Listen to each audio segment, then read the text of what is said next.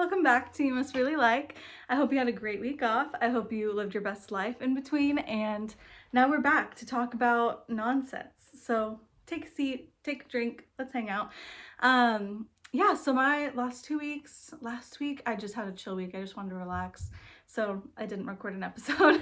Plus I have a few ideas and I wanted to like break them up with just like a topical episode. So here's the topical episode. Today, mental health wise, I'm feeling good. Mental health, I'm trying to figure out work-life balance, and I think everybody is, especially right now. So it's just hard because work hasn't been the best, and so I'm working that out, trying to figure out some work-life balance, trying to separate how my day at work goes to my home life since I work from home. So working on a couple things, trying a few different things, trying a few different mindsets. Like one of the things I'm trying is like, there's a podcast episode with Ed Milet where he talks about how like he has his 9 to 5 and then he starts the second part of the day. And so I'm trying to apply that mindset. Like I think he does like 3 days in one day. So obviously I'm not that much, but I am trying to like just apply that knowledge of like, okay, I have a 9 to 5, I have to do what I have to do at this time. So then from 5 to 9, what am I gonna do? After 9, I'm sacked out because I'm tired, but for that time I can at least try to apply that and restart, refresh, redo some of my morning routine and stuff like that. So anyhow, that's something I'm trying. It was one of the requested episodes too from you guys, is a work-life balance. So I'll keep you updated. I'll let you know. I'll do an episode when I feel like I've done well in it. So yeah, that's mental health. And then currently reading Captivating and Genesis and the Bible, and nothing for fun right now. Not really. Honestly, I haven't really read more than 3 pages of Captivating either. I'm just not feeling it. I'm really feeling Pretty Little Liars, which is actually what we're going to talk about today as a topic. So I'm watching Pretty Little Liars, as well as I also restarted Gossip Girl because I'm just not interested in anything that's on TV that's new. I also get all these memes sent to me by my husband about like comfort shows or because of different reasons. I'm denying it because I am just rewatching them because there's nothing else very good that's on. And not that Pretty Little Liars, like the script is incredible, but it's getting really good now that I'm on season 6. I'm almost done. So anyway, that's what I'm watching. And yeah, that's those 2 things. And then, I'm kind of watching Gilmore Girls. Like sometimes if I had like a really bad day at work, I'll like shower and watch Gilmore Girls because Gilmore Girls will just always put me in a good mood. And I know some people don't feel that way about the show. Some people think it's really sad. I don't know. I'm like on my 6th time watching it, so it's just happiness to me. I'm just happy. So anyway, that's what I've been doing to try and help myself restart too, which probably isn't the best idea for restarting your brain, but anyhow. Yeah, so the reason I wanted to, like, the episode that we're doing today is I really am curious and want to talk about like the relationship dynamics that are in Pretty Little Liars. Like, what? Why are these people friends? Like, do you ever watch old shows, or I don't know if you're rewatching it with me? Like, I'm watching it and I'm just stunned at the fact that some of these people are even friends in the first place. Like, why do you like each other? Or why are you hanging out? It doesn't even seem like you like each other, yet you're trying to fight this like person that you don't know who it is. But anyhow, yeah, so I'm just gonna go through some random stuff that I have noted from the last week of just thoughts that I had that were like random. So about Pretty Little Liars and a couple other things. So I'm gonna try and read the note and see if I remember what I was trying to tell you. So yeah, Pretty Little Liars, I feel like the relationships are really interesting and each character has something about them that is relatable to somebody. And I think that was the whole point, was make them so different but relatable to somebody, that it does like, it creates and sparks a conversation about something that maybe isn't always talked about. Like, at the time, it wasn't very talked about to be lesbian. So Emily's character was like kind of something completely new, and she goes through and all of her girlfriends go through some form of telling their family or like coming out to their friends or something like that. And I think that's so cool. But like the relationship dynamics she goes through, it's like she's always taking care of somebody, and bless her heart. Yeah, anyways, I feel for her. But my favorite couple of the whole show is Caleb and Hannah, because I feel like I relate to Hannah the most because she's like the funny, comedic relief, but also serious, and she goes off of her intuition more than she goes off of her brains. I'm not like Spencer, I'm not the smartest tool in the shed, although she was like my inspiration when it came to fashion, probably freshman year of high school. Some of her outfits, I look at them and I'm like, I think I bought a green jacket because you had a green jacket, Spencer. But she wasn't like the person that was known for fashion in the show, so it's so interesting on why I picked her. Like, I don't know, because I felt I related the most to Aria. You know. And then I loved, I mean, everyone thought Shay Mitchell was hot. Emily's just beautiful. And then Hannah was just like my my character. She just was my person. Like, I mean, I didn't have eating issues. I've never had any type of eating issue personally, but I just related to her the most as a character in person. A lot of my issues probably related mostly to Aria, because like family stuff, boyfriend stuff, and she's like the creative, caring one. I also do have kind of a take care of and fix people thing, but I haven't really dated that many people that needed fixing. Like, I'm the one that needs fixing, which is the Hannah and Caleb thing, you know? Anyway, I don't think Chris is a ton like Caleb, but he is in the fact that like in one of the episodes I was watching, he's like talking to a character named Sarah, and he's like giving her a job, and it's like towards the end. And I just want to preface this too, I'm going to give you spoilers. I'm not a person that cares about spoilers. In fact, if you're telling me about a show, I need you to ruin it for me, because I won't watch it unless I know what's happening or what's going to happen or what's going to go on. I'm the kind of person, just like Hannah says in the show, she's so funny, she's like, I will read the last page before I will read the beginning of the book, so I know how it ends. And I like can read more calmly because of that. And I don't know if that's the dyslexia or what, but it just makes me feel so much more calm when I know the end. That's not dyslexia, but just like knowing the end, and then it helps me fill in the gaps as I'm reading. So anyhow, yeah, so he's talking to a character named Sarah, and Sarah is like, Sarah's going through it, whatever. And he's like, Sarah was in a bunker for like the last 10 years. And so Sarah is talking to Caleb, and Caleb's like, oh, like Kim Ye, like something about Kim Ye, which obviously now is like old news to us, but he's like referencing it like it's happening right now. And she's like, what's that? Like, I've never heard of that. Who's Kim, who's Kanye? Like, she didn't know at all because she was so young. She was like 14 when she ran away from home and was put in a bunker or whatever. And so anyhow, she's like, who is that? And he's like, you don't know who that is? Like, and I feel like that's something like Chris would have the knowledge to be able to spit something out that's like silly and funny like that and like current, but also he would be like, I don't know, like because of me, he knows sorry, if you heard a sound, a beeping sound, it's this. It's a monitor for downstairs. We took the locks off the fridge, and we only have a monitor because Simba got into the fridge again, and I can go into that, but a different time. It's dying, so that's what it's telling me, but he's not been in there, so I think it's okay. Anyway, lost my train of thought. Caleb is funny, reminds me a little bit of Chris, but not a ton. I feel like Chris is more like Toby, because of how protective he is, and him and Spencer always disagree. That's probably like my relationship dynamic. So I have like a little bit of everyone, you know? A little accumulation of all the Pretty Little Liars. I don't lie though. Anyway, another note I have is Selena versus Haley. And I don't know why I have that written, because that's kind of old news, but still beeping? I thought I turned you off. Off now. I feel like it's old news, but on some of my social medias, I still get videos of like, this is what Justin Bieber meant by this song, and like, this is what happened with Selena like, really guys? We have no idea what they meant by that song unless they tell us that. Like, and let's get over it. Like, Selena Gomez, let's get her a new man that doesn't do drugs and cheat on her. Like, let's get her a man. Come on, let's get it together for her. The other note I have, Taylor and the guy on the Chiefs, I can't remember his name, that's why I wrote it down like that, but I was talking to Chris, and I just wonder, like, behind closed doors with their conversations, like Chris and I were at breakfast, and I was just thinking, like, damn, Taylor Swift and that guy, like, I feel like Taylor Swift is huge, but it was like a whole thing on Instagram to like make a video talking to your husband about his name and how like Taylor made a name for him, even though he's like won Super Bowls and stuff.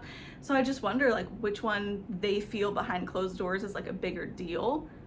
And Chris was like, it's obviously Taylor Swift, Sage. Like, she just made like billions of dollars on sold out every location, which I understand, but I also think like, it'd be really hard to be Taylor Swift and like, I don't know.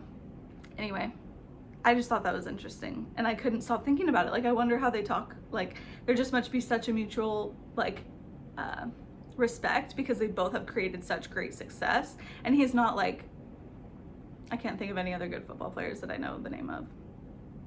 The first thing I thought it was Tim Tebow, and I don't even know what position he played. All I know is like the put your knee down thing. What was that guy's name? The one that won all the Super Bowls and is like really intense in his lifestyle. Eats like salmon only, got divorced from his wife. You probably know who I'm talking about. He like got divorced from his wife because he went back and played football after retiring. It was all the drama if he was retiring or not, even though, so him I'm thinking of, like him and Taylor, not that they should be a couple, but like comparatively, like that would be a compatible level playing field. Like I just don't know what Travis Kelsey's done other than win some Super Bowls, and I don't know what position he plays either.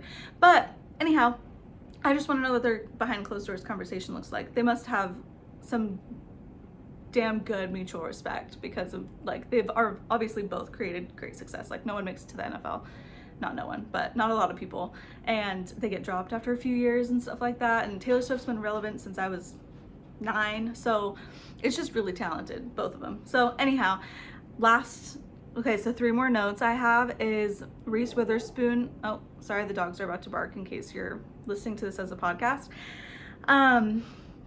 Reese Witherspoon, love her to bits. She's my favorite actress, I think, ever. And I was doing like research on her because I'm like, what is she doing now? Like, why isn't she in movies? Like, obviously she is probably really expensive, so not everyone needs her, or like wants to use her because she's so expensive, unless it's like a really good movie. And with all the writing stuff going on, like I figure that's kind of why she's not in a ton of movies right now. But there's Kona barking. The more I researched, the more I realized like she owns like this book company that will help people publish their books, and then once they're published and they're great, she owns the movie rights to them, and she now produces all these movies for all these books that she got the rights to because she was their publisher and like did it like really low financially. So I was just like, damn, this girl's brilliant. Like genius billionaire Elle Woods vibes came to real life with her. Like, that's a really great idea. And how like she has all the connections and all the movie things, like she knows the actors, she knows the producers, she knows all of the, it's just so cool and smart and great and fun. Like that's so cool. Who does that? Like to get all the book rights so that she can make the best movies. Like anyway, last 2 things. I don't really want to talk about fall fashion because I wrote fall fashion / pregnant fashion, and Chris and I have an argument every single year about over-the-knee boots, and I love them. I want a pair every single year, and so this year I got a pair. Love them. I don't wear them unless I'm going somewhere that Chris won't be because I know he doesn't like them, so I want to wear something he likes if I'm going to be around him because I'm not around him all the time. Well, I lived with him, but he works and goes to school and stuff. So anyhow, I just think that fall fashion and pregnant fashion is so different. The good thing about fall fashion and pregnant fashion is fall, it'll always be in for a chunky over-knit sweater, except all my over-knit sweaters now, like oversized knit sweaters. Anyway, all of them are now too small. This is probably the one that fits the best, and this one was, it was a blanket on me. It covers my belly though, so anyhow, I'm hot. I turn the AC on, but I'm gonna be in the cold later. Anyway, so yeah, fall fashion versus pregnant fashion. I'm obsessed with boots for fall fashion, but my calves also grow 3 sizes like the Grinch's heart. So it's tough out here. I know I need to drink more water. I will, and less salt. Ugh, I hear you. I don't need your advice. I'm just sharing with you why I don't wear boots, because it's just not cozy. I'm gonna wear something cozy.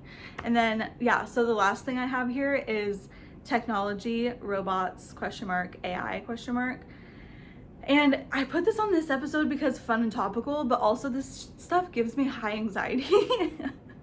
and makes me so nervous for the future because AI freaks me out. These pictures that people are uploading of themselves like with AI, like it's so funny because like I follow Jaclyn Hill on Instagram and she tried to do one of these AI things and it's like terrible. Like it like takes out a tooth for half of her photos and like it's so weird, it cannot get her down.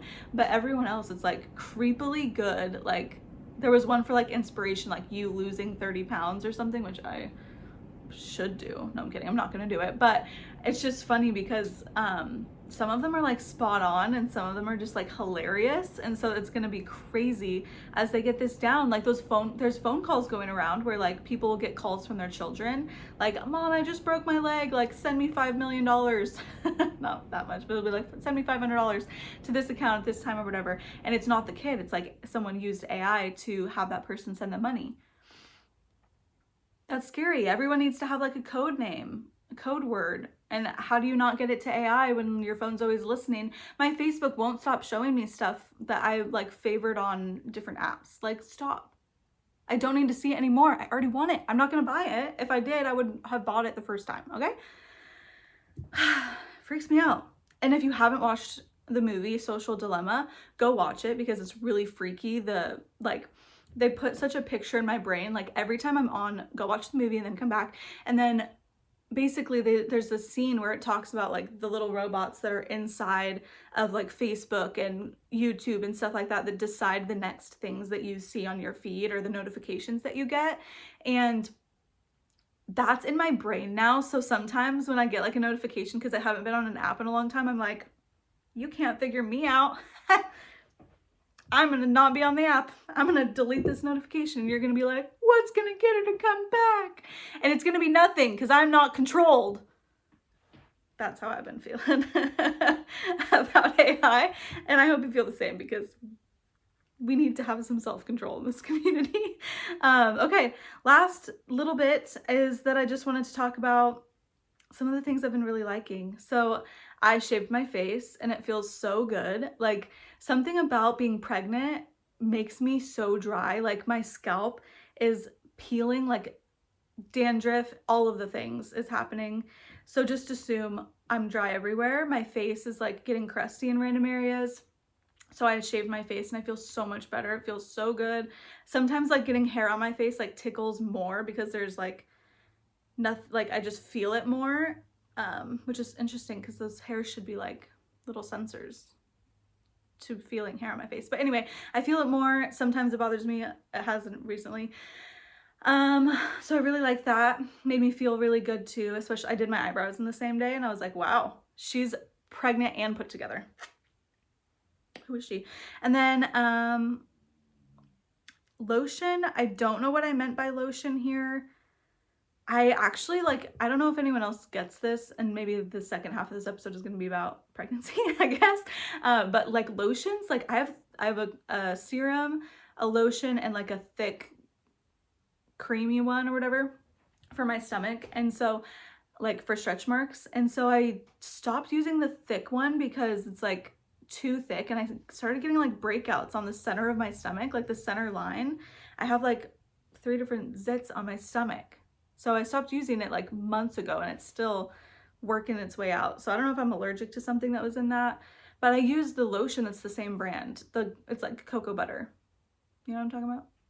That one. So now I've just been using the serum every like once in a while and just letting my natural body, because I think she's got enough in certain areas, but like my face and scalp is really dry. She's trying to figure it out. She just doesn't know what she's doing. My body is like, what's going on? I go on a walk every night and my calves burn like heck. And so my body's like adjusting to the new weight that I am now and that's still gaining. And so my body's like, slow down. Slow down, stop gaining weight. We haven't gained weight this whole life. Like this. Anyway, I'm a healthy weight. I do my diabetes test next week. No, I'm kidding. 2 weeks. I have the, like, what's that called? Gastrointestinal disease or something like that. The test where you drink the sugary drink that like no one likes. So I got the healthier version one. I'll let you know how it goes. But last thing I like, so this is also kind of controversial because people die for chapstick, right? Everyone loves chapstick. No, Dip the chapstick. You're addicted to chapstick. Try to not carry chapstick for a day and your lips are gonna kill you because they're gonna be so dry, right? Because it's so dry outside. Fall season, winter change dries out your skin also. So on top of that, you're using this addictive product on your lips that's making you need it more. Maybe that's a conspiracy theory, maybe not. Try using Aquaphor and tell me that your lips aren't having less of a problem and less of a need for the chapstick. Tell me. Aquaphor is magic. And that's all I have to say for today. So I hope you really liked this episode. I hope it was topical and fun and funny and a little different, because next episode might be a little bit darker and deeper. I always have a hard time with these topical episodes. Like, how did I make Pretty Little Liars about, like, how did I do that? I don't know, but I did, and here we are. But I tried to be topical. This is as topical as I can probably get, but next episode is going to be more about like boundaries and stuff that I'm working on and writing about. So I hope you have a great day, and I'll see you next week.